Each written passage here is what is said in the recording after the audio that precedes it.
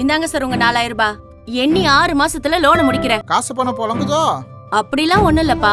இப்ப நம்ம தமிழக அரசாங்கம் குடும்ப தலைவிகளுக்கு மாசம் மாசம் 1000 ரூபாய் கொடுக்கறாங்க. அப்புறம் இலவச பஸ்னால மாசம் எனக்கு 1000 ரூபாய் மிச்சமாகுது. பத்தாததுக்கு மக்களை தேடி மருத்துவம் மூலமா வீட்டுக்கே வந்து வைத்தியம் பார்த்து மருந்து மாத்திரை எல்லாம் கொடுக்கறாங்க.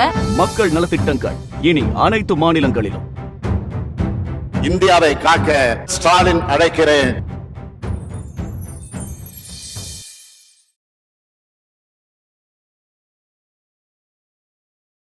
லிபர்டி தமிழ் நேயர்களுக்கு வணக்கம். உலக தலைவர்களை கண்டு வியக்கும் பரிசுத்தமான, துரும்ப அளவிற்கு கூட தவறு செய்யாத, அன்புக்கு இலக்கணமானவர் தான் பிரதமர் மோடி என்று பாமக நிறுவனர் ராமதாஸ் அவர்கள் சொல்லியிருக்காங்க. இவங்களுடைய இந்த கருத்தை மக்கள் எப்படி பார்க்குறாங்கன்றதை கேட்டு தெரிஞ்சுக்கலாம் வாங்க. பிரதமர் மோடி அன்புக்கு இலக்கணமானவர்னு நீங்கள் கேள்வி கேட்டிருக்கிறீங்க. அவருடைய அன்பெல்லாம் இந்த நாட்டு மக்களை சாவடிக்கிறதுக்கு டிமானிட்டேஷன் கொண்டு வந்து எத்தனை நூற்றுக்கணக்கான மக்களை வங்கி வாசல்லே சுருண்டு விழுந்து செத்தாங்க. பெட்ரோல் டீசல் விலையை மிக கடுமையான முறையில் உயர்த்தி இந்த மக்களை வாட்டி வதைச்சாங்க. இதையெல்லாம் ராமதாஸுக்கு தெரியாதா? ராமதாஸ் இப்போ அவருக்கு பணமோ ஷீட்டும் கொடுத்ததுனால அவர் இப்படி திருப்பி வாத்தி அதைப்படி இப்படி திருப்பி பேசுகிறாரு.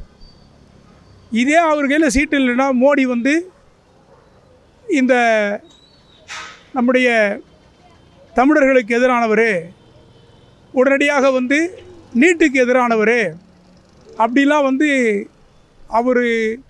அவருக்கு தோன்றின பாணியில் எதனெல்லாம் பேசணுமோ அதெல்லாம் நம்முடைய மரியாதைக்குரிய ராமதாஸ் பேசுவார்.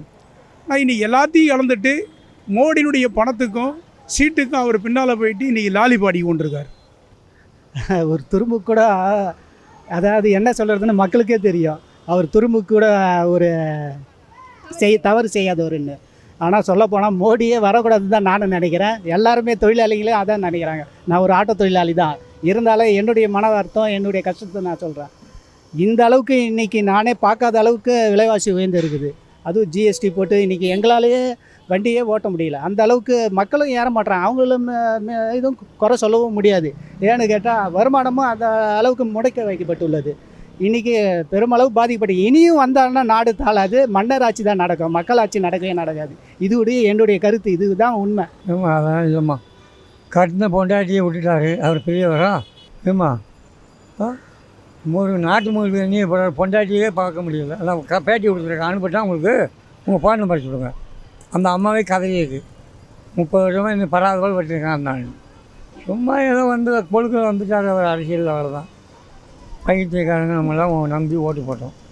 எத்தனை பேருக்கு பேங்கில் ஓப்பன் பண்ணுங்க லட்சக்கணக்கில் போடுறனால ஒன்றும் போட்டாரா? ஒன்றுமே போடல. இதெல்லாம் நம்பிக்கை. இப்போல்லாம் அவர் வரக்கூடாதுமா. வந்தால் ஒரே குழப்பமாகவும் சண்டை சச்சரவாகும். ரெண்டாவது ஆட்சி நடக்காது. இந்த மாதிரி தேர்தலாம் நடக்காது. அந்த அளவுக்கு ஆகி போகாது.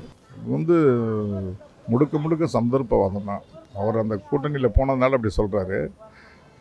எல்லாருடைய அக்கௌண்ட்லேயும் 10-15 லட்சம் வரும்னு சொன்னார். பாமர மக்களாக ரொம்ப நம்பி ஏமாந்துட்டாங்க. அது மாதிரி இப்போ எல்லாமே இன்றைக்கி சாதாரணமாக இன்றைக்கி கேஸ் விலை எடுத்தால் கூட ஒரு 500 இருந்தது இன்றைக்கி 1000-1500 ஆயிடுச்சு. ஒரு படம் கட்டுற மாதிரி நல்லது செய்கிற மாதிரி செய்கிறாரு ஒழிய உண்மையாக நல்லது செய்யலை. அதாவது அது ரொம்ப கூர்ந்து பார்க்குற அரசியல்வாதிக்கு தெரியும். அவர் எப்போவுமே ஒரு மோடினா மோடி வித்தை செய்கிற மாதிரி தான் எல்லாம் பண்ணிகிட்டு இருக்கு. ஆனால் அது பொய்க்கு சொல்லலை, உண்மை. அது இப்போ ரொம்ப பாதிக்கப்பட்டிருக்கு, நிறைய வளர்ச்சி பண்ணியிருக்கு. ஆனால் அவர் எப்படியோ ஒரு மாயாஜாலம் பண்ணி ஜெயிச்சிட்டாரு. இப்போ ராமதாஸ் ஐயா ரொம்ப திறமையானவர். அவர் இப்படிலாம் பேசக்கூடாது. ஒரு சந்தர்ப்பத்துக்காக இப்படி பேசுகிறது தப்பு. உலக தலைவர்களே வேக்கிற அளவுக்கு பரிசுத்தமானவர் யார் சொல்கிறா? ராமதாஸ் சொல்கிறாரா? ஒரு 15 வருஷத்துக்கு முன்னாடி குஜராத்தில் முதலமைச்சராக இருந்தார். 2500 முஸ்லீம்களை சாவடித்தார்.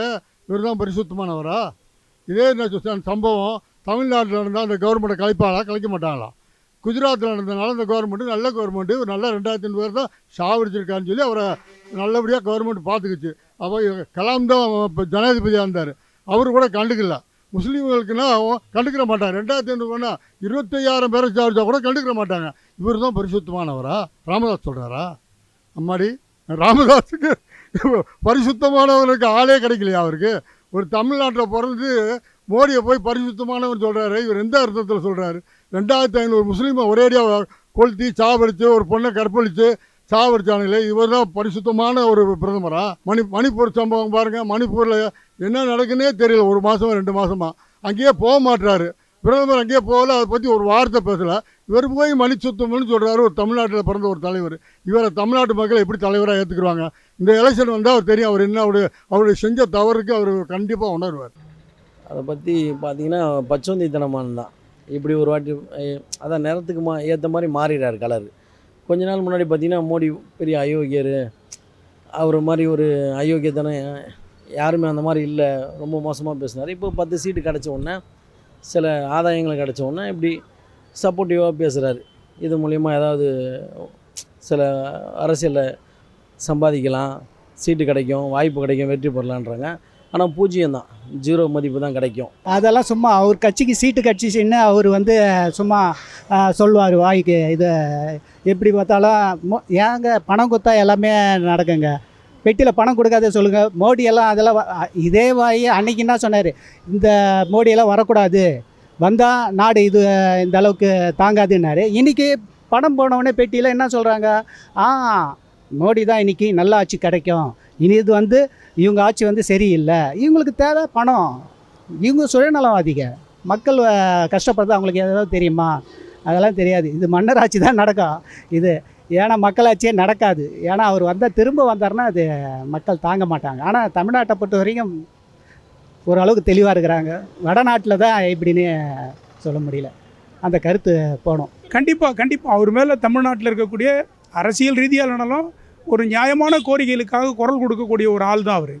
அப்படி இருந்த பட்சத்தில் இன்றைக்கி அவருடைய மொத்தத்தையும் இழந்துட்டு அவமானப்பட்டு நிற்கிறார். இன்றைக்கி தூய்மையான நாடா இன்றைக்கி எலக்ட்ரால் பாண்டே போதும். இன்றைக்கி உலக நாடு முழுவதும் வந்து எலக்ட்ரால் பாண்டில் எத்தனை லட்சம் கோடி காங்கிரஸுக்காரன் கிட்டத்தட்ட 100 ஆண்டு காலமாக சம்பாதிக்காது. இவங்க 10 ஆண்டு காலத்திலே பொட்டியாக ரொப்பி கோடியாக ரொப்பி இன்றைக்கி நாட்டையே நாசனப்படுத்திட்டான். அவரை எப்படி தூய்மையானவர்னு சொல்ல முடியும்?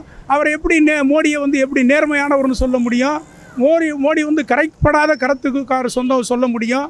அதே மாதிரி இந்த நாட்டு மக்கள் மேலே அவ்வளோ பெரிய பாசம் இருந்தால் இப்படி விலைவாசியை கடுமையாக ஏற்றி அரிசிக்கு கூட ஒரு ஜிஎஸ்டி போட்டு தொட்ட பொருளுக்கெல்லாம் துவக்கத்திலேருந்து கடைசி வரைக்கும் ஜிஎஸ்டின்னு போட்டால் 5 ரூபா பொருள் 1000 ரூபா விற்கிற அளவுக்கு இன்றைக்கி கொண்டு போய் நிற்க வச்சது இவருடைய சாதனை. அது நம்முடைய மோடியினுடைய சாதனை. அது ராமராஜ் பிள்ளைனா அவர் சந்தர்ப்பவாதி. அவரை தூக்கி விடுறது யாரும் சேவை இல்லையா? வளர்த்து விடுறது யார்? கலைஞர். அவர் சாதின்னு பண்ணி வன்னியர் சாதி வச்சா வன்னியருக்கு ஒரு மயிலும் சேரல. அங்கே வேலை செஞ்சவனுக்கு ஒரு சம்பளம் கொடுக்குறேன் என்கிட்ட சொல்லிக்கிட்டு இருக்கான், அழுகுறான். இல்லை, தூய்மையானவர் அல்ல, என்னை பொறுத்தவரை நல்லவர் அல்ல. என்னை பொறுத்தவரை என்னமா நல்லது பண்ணியிருக்காரு தமிழ்நாட்டுக்கு? வெளில 6-7 தரம் வரியங்க. தமிழ்நாட்டுக்கு தர வேண்டிய பணத்தை இருந்துச்சா? கிடையாது. அங்கே விவசாயிகள் போராடுறேன் ஒரு தரம் கூட சந்திக்கலை. அங்கே மணிப்பூரில் ஒன்று வச்சு வெட்டிட்டு குத்தி கிடக்கான். ஒரு தரமாக போனாரோ இப்போ தேர்தல் கூட போக முடியாது. இதெல்லாம் நல்லா சும்மா சந்தர்ப்பவாதி, அவ்வளோதான். அதெல்லாம் ஒரு இதில் வந்து ஜிஎஸ்டி எக்கச்சக்கமான நோட்டீஸ் இல்லாது எக்கச்சக்கமான பிரச்சனை பண்ணியிருக்காரு அவர். என்னை பொறுத்தவரை நல்லவர் அல்ல. அவர் பெரிய தலைவர். அவருக்கு வந்து ஒரு பெரிய தேசிய தலைவர் அளவுக்கு வரக்கூடியவர். அவர் சந்தர்ப்பம் சொன்னாலும் அப்படி வந்து பல விஷயங்களில் மைனஸ் ஆகிறாரு. இது அதை விட பெரிய மைனஸ்ஸு.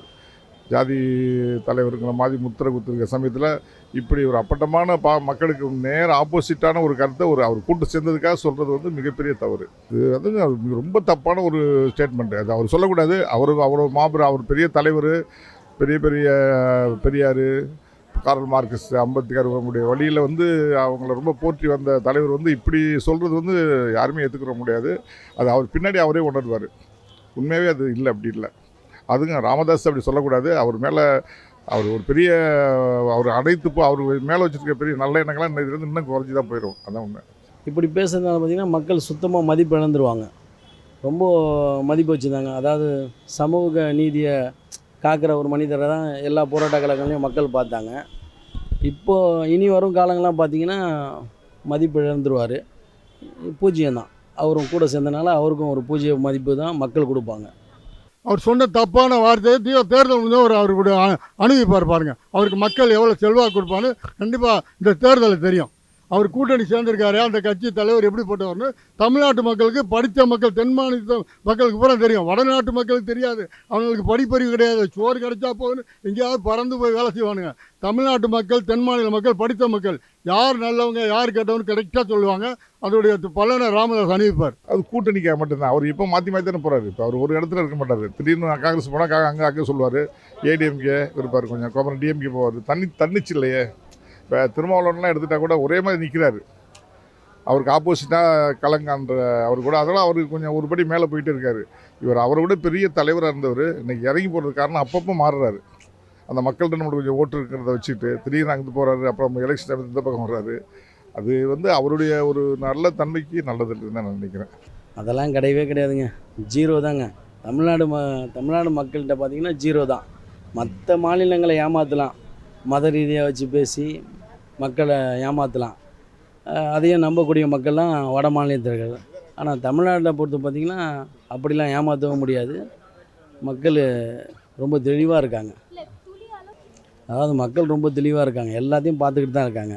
எவ்வளோ தான் அவங்க மூடி மறைச்சாலும், மக்களை ஏமாற்றலாம் நினச்சாலும் நடக்காது. எல்லா இஷ்யூவும் மக்கள், அதாவது கடவுள் வெளிப்படுத்திடுறான். எல்லாத்தையும் பார்க்குறாங்க. மணிப்பூர் சம்பவம், சில மாநிலங்கள் நடக்கிற மத கலவரம் எதையுமே கண்டுக்காமல் எந்த ஒரு பிரச்சனைக்கு முக்கியத்துவம் எதையுமே ப்ரெஸ்ஸுக்கிட்ட இது வரைக்கும் அவர் எதுவும் பேசாமல் கொள்ளாமல் மூடி மறைச்சிக்கிட்டு இருக்காரு.